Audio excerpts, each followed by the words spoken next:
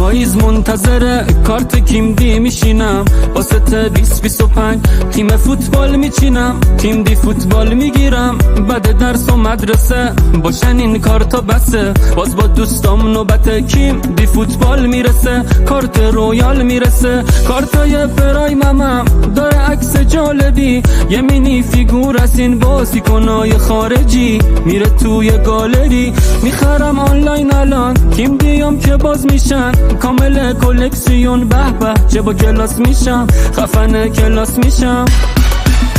کیم دی رو که تکوندی اسم بازیکن خوندی، با اسکن این کد اونو توی تیم تو نشوندی، کیم دی رو که تکوندی کل همه رو خوابوندی، خودتو با یه کامبک به قرعه کشی رسوندی.